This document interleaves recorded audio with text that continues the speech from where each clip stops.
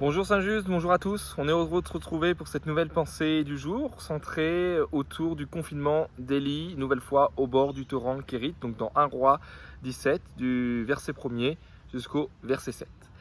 Le verset 7 sonne-t-il le glas de l'intervention divine dans la vie d'Élie? La provision de Dieu aurait-elle une fin? Le prophète Élie, un homme comme nous, a très certainement dû sentir une crainte monter en lui.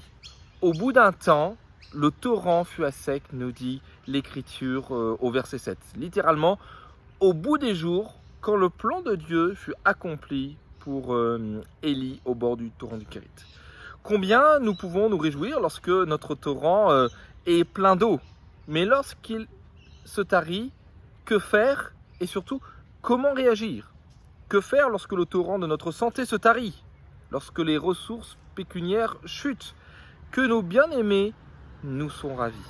Et pourquoi Dieu permet-il cela alors que tout allait merveilleusement bien dans le meilleur des mondes? Dieu aurait-il fini de se soucier de nous? Bien sûr que non.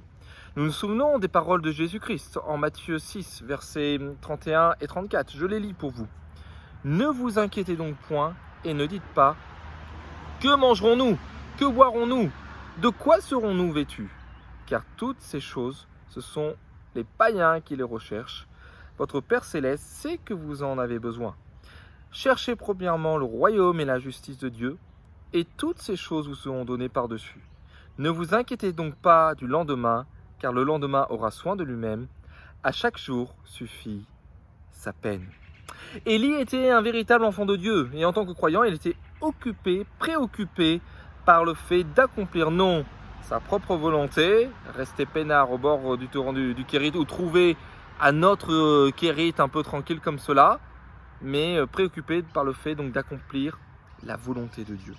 Mais dans un temps d'insécurité, comme le vivait Élie, d'inconfort, comme nous pouvons le vivre également, cette volonté peut paraître plus difficile à accomplir. Cependant, Dieu agit toujours d'une manière parfaite, que ce soit pour nous-mêmes. Il y a cette promesse de l'Écriture, nous ne manquons de rien, mais aussi pour les autres, que nous soyons une bénédiction pour les autres, pour nos prochains, pour tous ceux qui nous entourent, nos voisinages, tous ceux avec qui nous pouvons avoir des interactions. Et donc, le Seigneur ne va pas envoyer Élie sur un autre torrent, mais plutôt auprès d'une veuve, parce que Dieu prend soin de la veuve et de l'orphelin, autour d'une veuve qui s'apprête à cuisiner son dernier repas avec son fils, et après quoi, eh bien, la mort, une mort certaine, les attend. Une nouvelle fois, eh bien, l'obéissance du prophète est marquante. Il répond à la demande de Dieu d'une manière spontanée, d'une manière directe. Et il va voir cette veuve, puisque au verset 9, Dieu va lui dire « Lève-toi, va à Sarepta, qui appartient à Sidon, reste-y, voici que j'y ai ordonné à une veuve de te nourrir. » Alors, lorsque la rencontre va se faire avec Élie, je ne sais pas si la veuve a eu cet ordre direct de la part de l'Éternel de nourrir cette veuve.